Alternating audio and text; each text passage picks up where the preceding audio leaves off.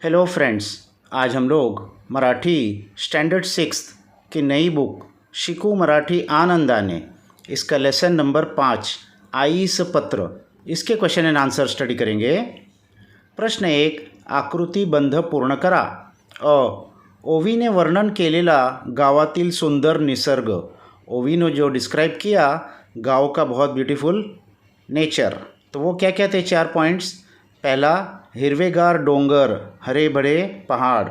दूसरा, झुड़झुड़ वाहणारी नदी, झुड़झुड़ आवाज़ करके बहने वाली नदी। तीसरा, पिकांनी बहरलेले शेत, फसल से पके हुए खेत। और चौथा, डोलणाऱ्या गवत फुलांचा माळरान, और डोल रहे थे गवत फूल यानी घास और फूल, ऐसा माळरान ग्रासलैंड। ब, आजीच्या हाथ से चविष्ट पदार्थ। आजी के हाथ से क्या टेस्टी चीज़ें ओवी खाती थी? तो भाकरी और भाजी। प्रश्न 2, पत्रलेखनाच्या नियमानुसार खालील व्यक्तींसाठी योग्य पर्याय निवडा। पत्रलेखन के जो रूल्स है लेटर राइटिंग के, तो उसके हिसाब से इन लोगों के लिए क्या लिखते हैं?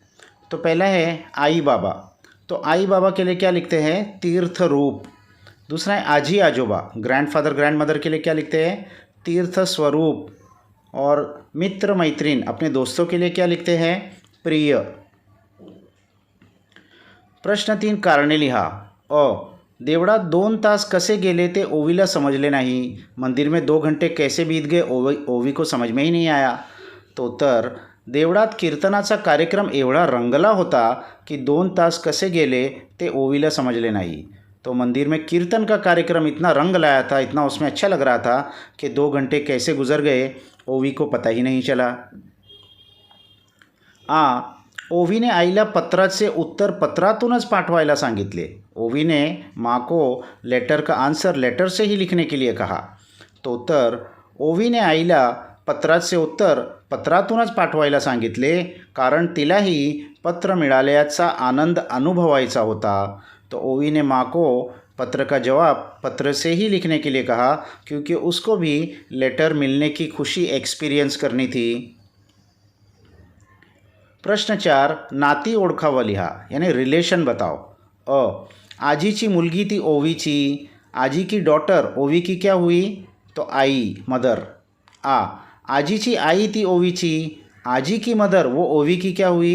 पणजी यानी ग्रेट ग्रैंडमदर। ओवीचे बाबा थे आजी से, ओवी के पिताजी आजी के क्या हुए? जावई यानी सन इन लॉ। और आईचे बाबा थे ओवी से, माँ के पिताजी ओवी के क्या हुए? तो आजोबा, ग्रैंडफादर। इसके बाद लिहिते होऊया। प्रश्न 1, तुमच्या मित्राला मैत्रिणीला निबंध स्पर्धेत प्रथम पारितोषिक मिळाल्याबद्दल त्याचे तिचे अभिनंदन करणारे पत्र लिहा। आपके दोस्त को निबंध स्पर्धा यानी ऐसे राइटिंग कंपटीशन में फर्स्ट प्राइज़ मिला, तो उसका अभिनंदन, कॉन्ग्रेचुलेट करने के लिए उसको लेटर लिखिए। तो पहला स्टार्ट करेंगे हम डेट से। दिनांक 20 जुलाई 2024। प्रिय मित्र सुरेश, सप्रेम नमस्कार। तू कसा आहेस? तुझा अभ्यास कसा चालला आहे? पहले उसकी खैर खैरियत लेंगे। तुम कैसे हो? तुम्हारी पढ़ाई कैसे चल रही है? तुला शाळेत निबंध स्पर्धेत प्रथम पारितोषिक मिळाल्याची बातमी ऐकली। तुमको स्कूल में ऐसे राइटिंग कंपटीशन में फर्स्ट प्राइज़ मिला, ये बात मुझे सुनने में आई। तुला खूप अभिनंदन, तो तुम्हारा मेरी तरफ से बहुत बहुत कॉन्ग्रॅच्युलेशन्स। हा तुझ्या मेहनतीचं फल आहे, ये तुम्हारी मेहनत का फल है। तुला भविष्यात ही अशी सफलता मिळत राहावी ही शुभेच्छा। तुमको भविष्य में भी ऐसी ही सफलता मिलते रहे, ये मेरे तरफ से ग्रीटिंग्स, शुभेच्छा। तुझ्या आई वडिलांना माझा प्रणाम। अपने माता पिताजी को भी मेरा प्रणाम कहना। तुझा मित्र राकेश। प्रश्न 2, ओवीने दरवर्षी सुट्टीत गावाला जायचे का ठरवले असावे ते तुमच्या शब्दांत लिखा। ओवी ने हर साल छुट्टियों में गांव जाने का फैसला क्यों किया होगा, ये अपने वर्ड्स में लिखिए। तो उत्तर, निसर्गाचे सुंदर रूप पाहायला गावातच मिळते।